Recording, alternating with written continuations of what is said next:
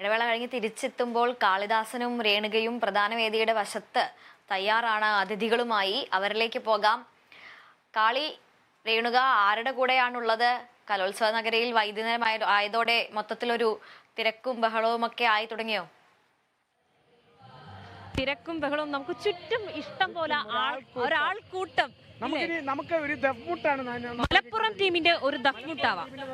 ആദ്യം നമ്മൾ ആ ദഫ്മുട്ട് കാണുന്നു, അത് കഴിഞ്ഞിട്ട് നമ്മൾ അവരെ പരിചയപ്പെടുത്തുന്നു.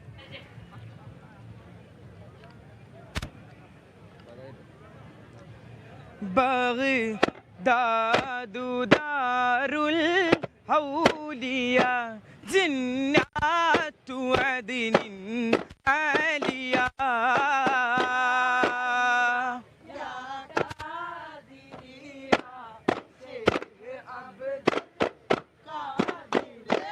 نتلو مع تسليم معها ليبا صحب أدريس باتوا ديني رشود منهم للطريق القادري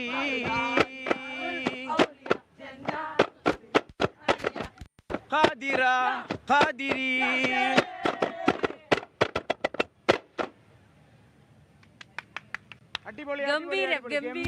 മലപ്പുറത്തിന്റെ ആവേശം കറക്റ്റ് അങ്ങ് പുറത്ത് വന്നല്ലേ.